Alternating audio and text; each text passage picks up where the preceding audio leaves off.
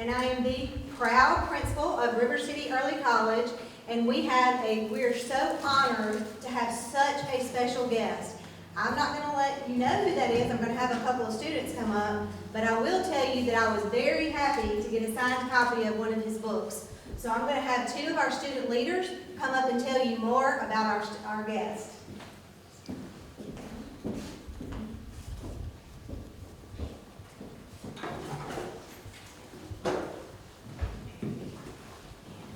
James Meredith was born and raised in Kosciuszko, Mississippi. He enlisted in the Air Force after graduating high school. After serving the country, he went to Jackson State for 2 years. Then he applied for Ole Miss. Even though he was fully qualified to go to the school, he was denied entry because of his color of his skin. Meredith faced many challenges to attend Ole Miss. It was so bad that President Kennedy sent in federal marshals and troops to escort Meredith to school because of the riots. Even with all these challenges, he never gave up until he was accepted to Ole Miss. This made him the first African American to attend Ole Miss. He graduated in 1963. After graduation, James Meredith continued to fight for equal rights and became one of the pioneers of the civil rights movement. One of his biggest actions was the March Against Fear in 1966. He was shot during the march, but this did not stop him from finishing it. Meredith published an autobiography called 3 Years in Mississippi, in which he talked about what inspired him to fight for his civil rights. We are so honored to have you, Mr. Meredith, at our school today. Because of your leadership, courage, and your creation of change, you have paved the way for many African Americans. By your actions, we are inspired to not accept the minimum. There is no excuse for giving up.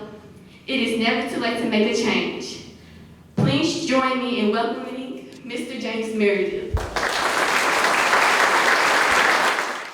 Now, I got to introduce a couple of people.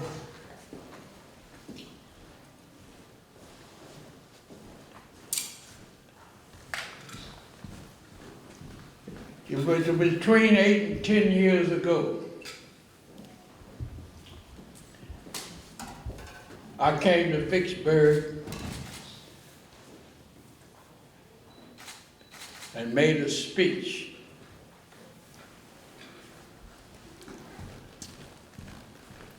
I don't think there's any difference today, but there was only one county-wide elected official at the speech. And he is here today, and he's still an elected official. Sheriff Pace.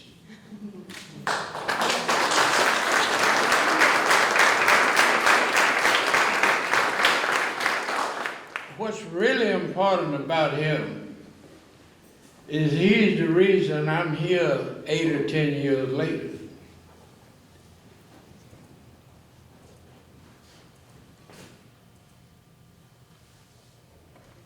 Now, but the first thing I need to find out is who these people are. Now, what grade is this? 10. Not you. What grade? This is 10th grade. I don't hear good as I used to. 10. 10? Yes, sir. Oh, okay, I thought they looked bigger than the 5th. I thought somebody told me it was going to be a 5th grade. Okay, so I don't have to deal with that age thing, because everybody's over 12, right? Okay. And ain't nobody over 30 in that class. Now,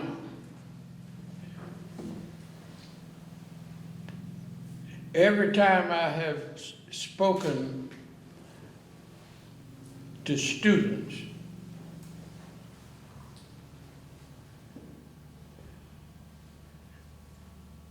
they always have to shut them down with questions. So I'm not gonna waste much time. My daddy used to always say, anybody talk more than 5 minutes ain't got nothing to say. So I'm gonna talk less than 5 minutes and then answer any question, if they permit it, that any of you all may have about anything. It shouldn't take me more than 3 minutes to read my speech.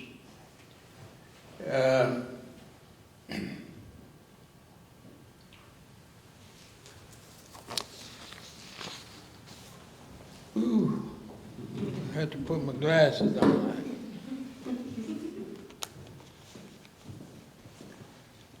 I'm deliberately killing time because I doubted my thing gonna be more than 3 minutes.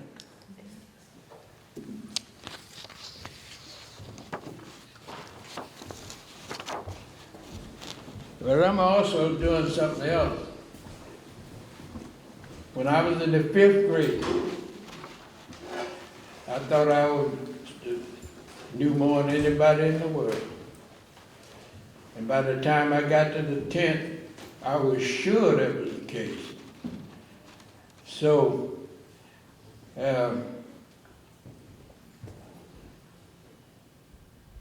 my name is James Meredith. I'm on my last mission from God to urge Mississippi to uplift our moral character by teaching the 10 Commandments, good from bad, right from wrong, and the golden rule to our young and to our uninstructed. I promised God I was going to go to all 82 counties in Mississippi and talk to as many elders, religious leaders, leaders of 10, leaders of hundreds, and leaders of thousands, all elected officials and government employees as I can. If you think this mission should be accomplished, please help me to reach these people in your area. Thank you, thank you, thank you. And I'm really, really glad to be talking to the 10th grade of this special school. And I met 3 or 4 of the people who indicate they may be leaders. And everybody indicated in one way or another that this group is a very special group. And I can see from the looks in your faces you agree with them.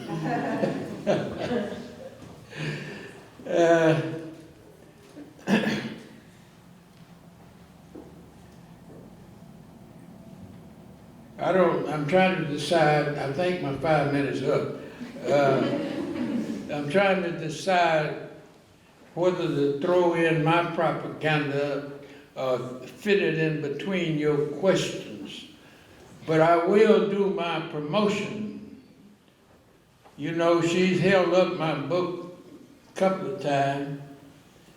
That's just one of them, one of the hardbacks. I got 20 softbacks, and people tell me that they are better than the hardback. Because the hardback was published by big time publishing, and they do a lot of editing. Every one of the books I wrote every word out in longhand. That's just to let you all know how smart I think I am.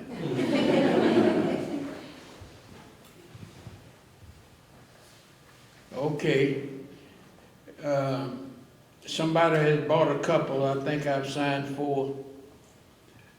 And with crowds like this, I usually sell them all. But anyway, that's my promotion now. I can't hear good as I used to. So you might have to pull your mask down to ask questions. And she may have to, I'll run back. Oh, okay. It's like, I keep this. Does anyone have a question? Okay. You can Did your stand up. friends, Just stand up and sit. did your friends and family, except you going to Ole Miss, did they support you the way? Did your friends and family support your decision to go to Ole Miss? Wow, that's a spectacular question.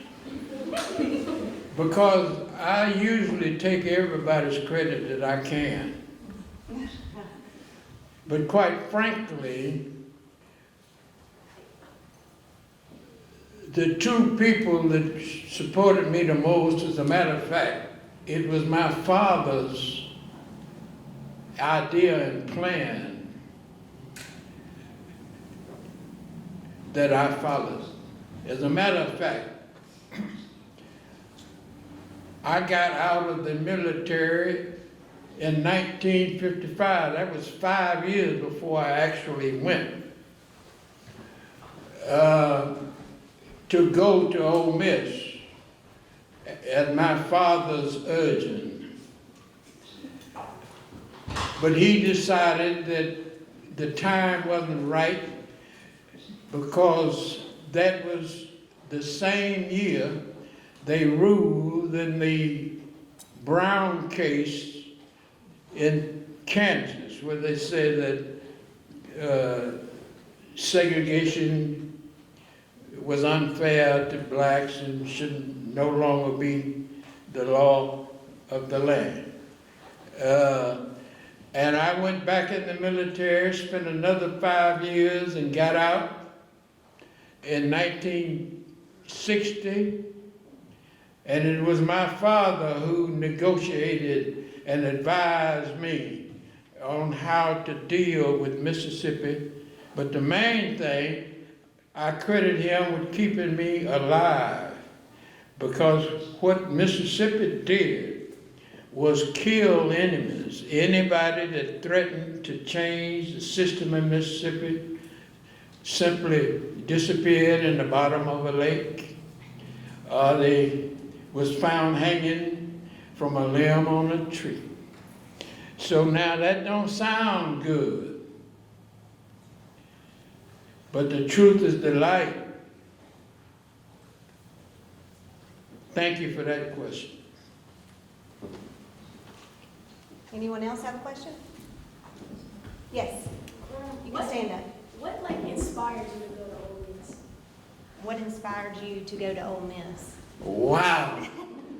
I believe you teachers now, you all got some special people in this class.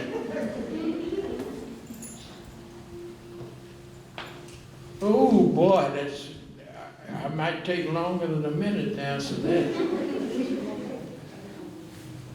I spent 9 years in the military, in the desegregating Air Force.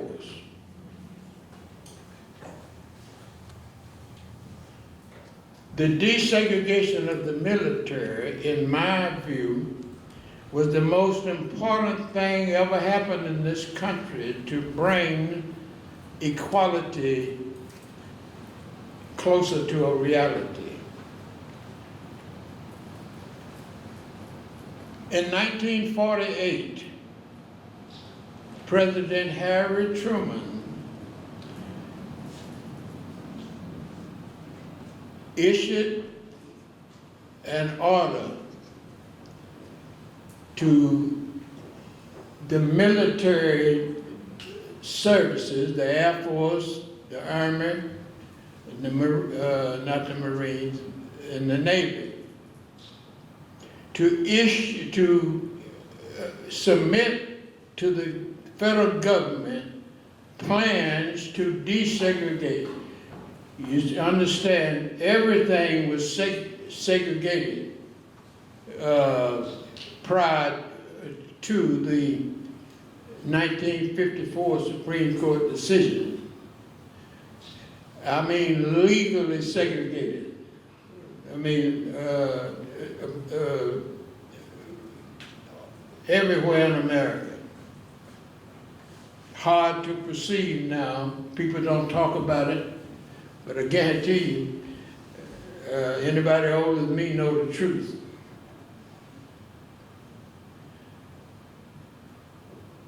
I joined the Air Force in 1951. I was in the first outfit where blacks and whites went to boot training, basic training. That's where you learn how to march and all of that. I was in the first outfit ever allowed to train black and white together. Had to open a new base because the Air Force training base was in Texas. But Texas was in the South, and they didn't allow blacks and whites to do anything together.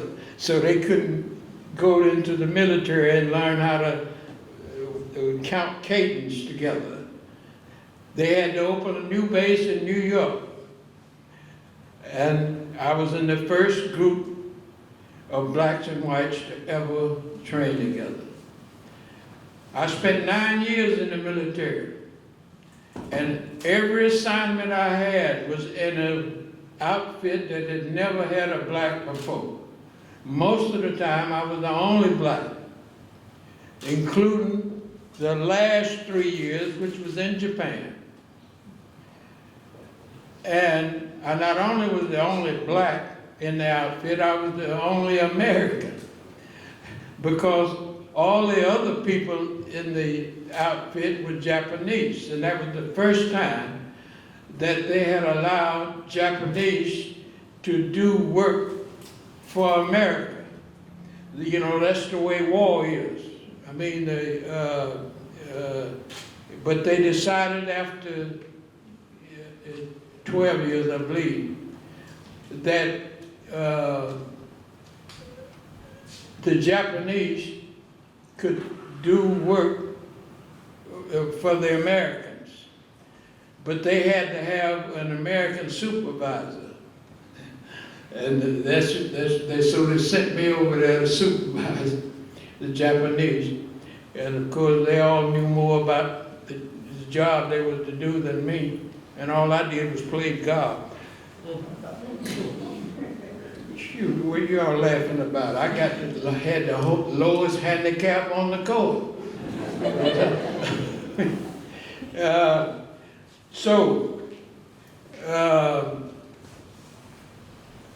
And then, but the thing is, to answer your question, what motivated me to go? I was in the military. The slogan was to protect the privileges of freedom and democracy. And I was giving my life to Uncle Sam to protect those rights. But guess what happened when I came home to visit my mother, and the Greyhound bus crossed the Mississippi River from Louisiana. I don't know why they didn't make me get in the back in Louisiana. But as soon as they crossed that Mississippi River, the bus driver stopped the bus. It was a Greyhound bus. And came to the back and pulled a black curtain and said, now all of you niggas get behind that black curtain. And I had on my pretty new Air Force blue. And of course I got behind the curtain. Because everybody knew about Martin Luther King and Rosa Parks and the blacks sitting in the back. But Mississippi went a step further. They had a black curtain. And we was already in the back. But that curtain was 3 or 4 seats back behind where they had the black section on the bus in Louisiana. So, but when we got to Mississippi, they made us get behind that black curtain. And it wasn't just anybody. All you niggas get behind that black curtain. And, you know, we all like to pretend we didn't obey them signs. but I got behind that, like, with my pretty new Air Force uniform on. And then I went and served 9 years. And it wasn't just Mississippi. I went to Kansas, and Kansas had signs on every town. No niggers allowed after 6 p.m. They call it the sundown law. Then I went to Nebraska.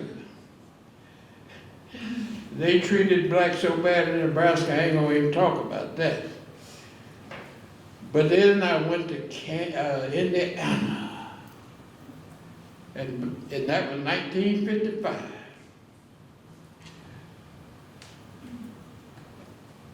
That was the same year they lynched, I forget that young boy from Chicago. What was the young? Emmett Till. They lynched Emmett Till in August. In September, I was stationed in Peru, Indiana. Marion, Indiana lynched a black, and they wanted to make sure that the blacks got the message. They left some of the clothes hanging on the tree so everybody could drive by and take a look. I drove over to Marion and took a look. The body wasn't still there, but the clothes were left. So it wasn't just Mississippi that didn't do right. It was all of America. So I say I'm going to change all that. And believe you me, I thought I could. Do you have here? Here. That's the first book I wrote. That book that's me in the middle. Of course, those other fellows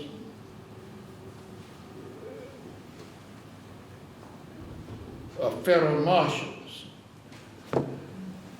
And that picture was taken 5 minutes after I registered at the University of Mississippi, and I'm on my way to my first class. And the reason I was there is because I thought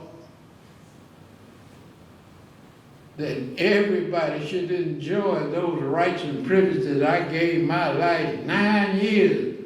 And I might not have been smart as I thought I was, but I was smart enough to know that I didn't enjoy those rights that I had devoted my life to preserving. So that's why I went to Ole Miss.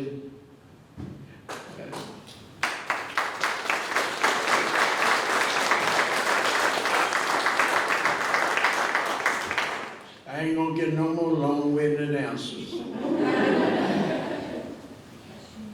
have a question, Betty? What type of obstacles did you go through at Ole Miss being the first African American? What obstacles did you have at Ole Miss while you were going through the school? You are just gonna force me to tell you how smart I think I am. Now,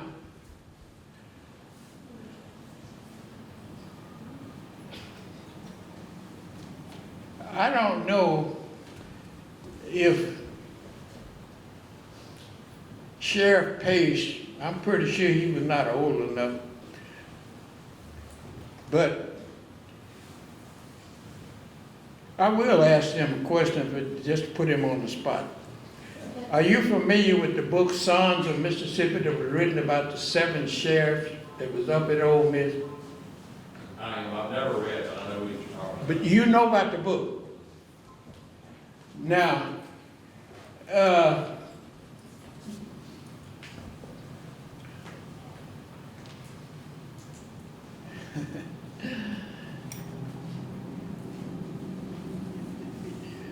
President John F. Kennedy and his brother, Robert Kennedy, sent over 30,000 troops to Mississippi and occupied Oxford, Mississippi, and the University of Mississippi. The night before, I went to Ole Miss and registered to vote. And to show you how smart James Meredith thought he was, I guarantee you, if the president hadn't sent them troops, old James Meredith would have never went out there so them white folks could kill him. Now, so people like to think I'm brave, but I'm brave only after my troops done whooped them other troops. Now, I really just call that smart. So, I didn't have no concern at all here. That's a real picture. And they done put some of my books up there. Actually, both of those books. That's really this, it looked like a different picture. But that's the same picture as this book, which was published 50 years later, no, 45 years later. That's the same picture right there that's on this book. But they just cropped out the other people on this. And the reason they use this picture, people have to pay a lot of money to use people's picture. This picture belongs to the United States. What's that thing up there? Library of Congress. The what? Library of Congress. Yeah, the Library of Congress. And anybody can use that picture free because the Library of Congress owns it. And that's why everybody used that picture. That's why I used that picture both times. Because I think they told me it was about $2,500 if I had to pay to use it. So everybody used this picture. I've seen this picture of me more than I have any other. And I didn't know for years why. And then I found out it's because it's free. Oh boy, I said I wasn't going to be long-winded no more. I even forgot what the question was. The obstacles at the school, like did going to class or? Oh, you see, like you said, I not only thought I knew everything, I knew I didn't. So everywhere I was stationed in the military, I went to school, University of Kansas, Omaha University, the University of Maryland.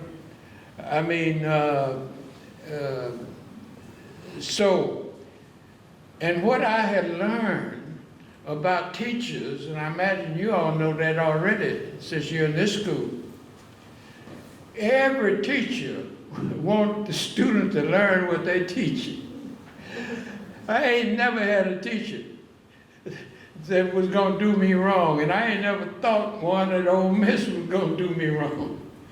So, no, I never did even think about that. I ain't never thought no teacher wasn't gonna do me right. So, no. We'll see how easy I could answer that question. All right, last one. So out of all of your accomplishments, what are you most proud of? Of all your accomplishments, what are you most proud of? Well, Boy, since I like that picture. As I said, this book was published first by Indiana University Press. And the reason it was published by Indiana University Press, that was the only major publisher in the world that would publish the book that I wrote. Everybody else wanted to publish the book that they thought they could sell the most copies of. And so that's why Indiana University got to publish this book, because that's how arrogant I was. I mean, they wanted to change my message to what I wrote, and I thought I knew everything. I wouldn't think about nobody. So I wrote every word in that book. And the Indiana University is the only one that didn't want to write the book that they wanted to write, that they thought people would buy. I mean, but I was interested in the truth. And that, now, the most proud thing in my world, I don't know any other book other than the Bible that's over 50 years old that a major publisher has reissued. Ole Miss last year reissued this book. And to me, that is the most significant thing ever happened in my life. Because what that did, there ain't a major historian in the world that ain't gonna wanna know why would Ole Miss republish this book after 50 years telling everybody, oh, James Meredith crazy. I know you all younger, you have heard that. I mean, but this introduction in this book said that this is the best book written by the smartest person ever been born. But the thing is, because Ole Miss published this book again after 57 years, everybody that write about the movement, everybody write about the civil rights thing, everybody write about the black-white thing, going to think they have to read O.J. and Meredith book and see why the university republished it. Not republished, reissued it. And that really, I probably wouldn't say that if my wife was present. I'd probably say, you know, marrying my wife was the most important thing. But since she ain't here, I can tell the whole truth.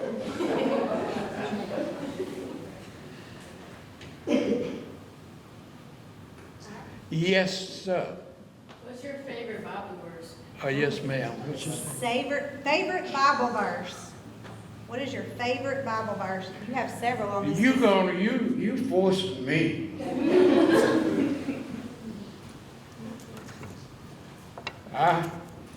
Yeah, you all ain't nobody in here said they was no Reverend Doctor.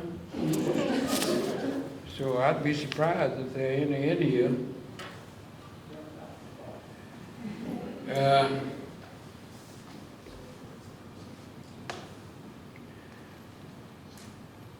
On that propaganda piece that I sent to everybody in Mississippi who think they are a leader, it says that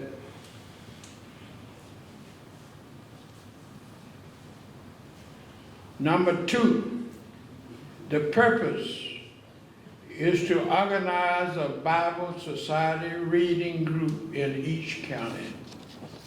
And that's what I'd almost forgot. That's exactly what we want to do, and that's the purpose of being here today, is to organize a Bible reading group. And since you did that, my granddaughter, I brought her in my room yesterday to tell her how we were going to do that, but I couldn't tell her because I didn't know. And I was hoping that today she would find out how we can begin, and today is the day we're supposed to start, to organizing Bible reading groups in every county in the state of Mississippi. And your question hits at everything I've been scared to say. I think the biggest thing wrong with Mississippi religion is the fact that nobody understands almost anything in the Bible, because nobody read the Bible, they read verses. And anybody ever been to school know you cannot read a sentence here, a sentence there, and a sentence somewhere else in the book and understand nothing. And I want people to understand the Bible. And the only way you can understand the Bible is to read the whole chapter. But I've been scared to say that because I didn't want to offend people and turn people off. And everybody think whatever they do with religion, or whatever their parents does, or whatever their grandparents have ever done, or what anybody has ever said that they thought had authority was good and right. It ain't necessarily so.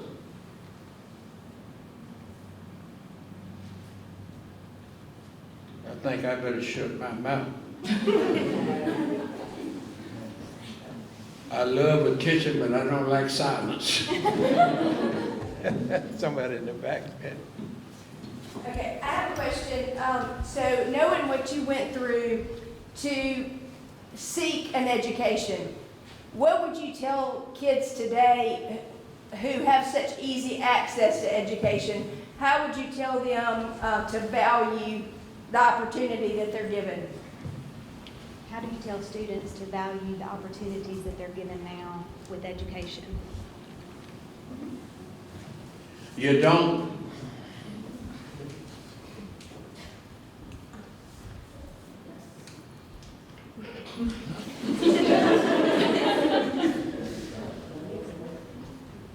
The problem today, not the young. The problem is the old folks ain't doing their job.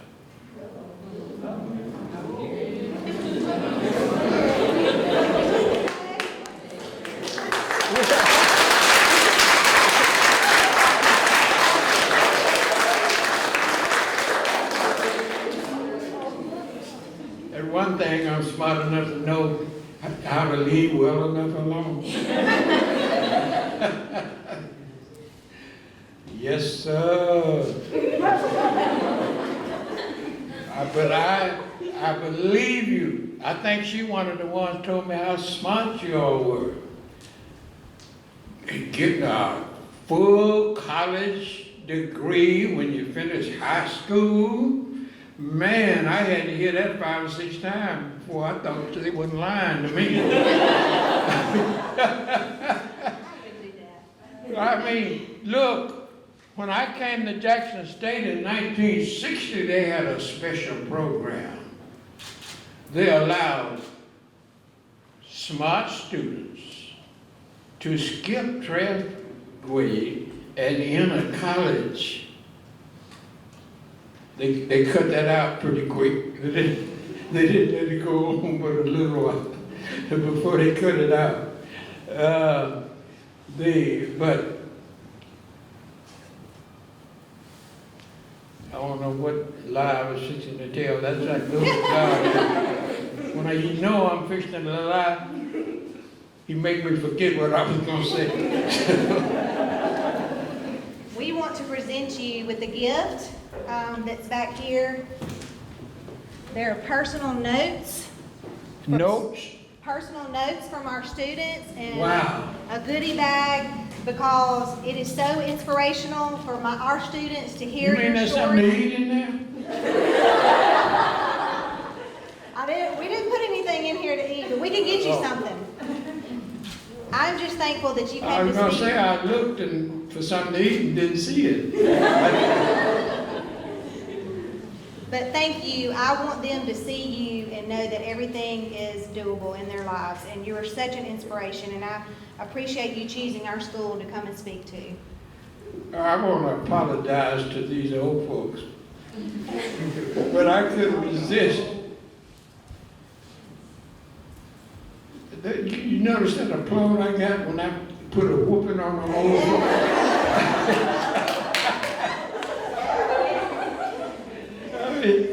I was hoping that was going to be the result, but I wasn't sure.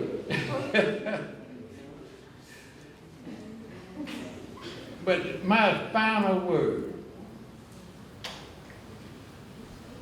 I told somebody that was sitting in these seats that when I was in the 5th grade, I thought I knew everything. And by the time I got to the 10th, I knew I was right. And that is, you see, this is my final word. When Jesus Christ was 12 years old, his folks took him to a religious meeting in Jerusalem. Most of us heard that name before. And 12-year-olds are big enough to not be missed and old enough not to be too worried about. So 2 days after they traveled back home, they missed Jesus. So the parents got upset. Didn't nobody know where he was. They went back looking for him and they found him in the temple, in the church, sitting with the elders, debating with the elders. And they say, son, what you doing scaring us like that? And Jesus said, what you silly old folk talking about? You know I'm supposed to be taking care of my God's work. I mean,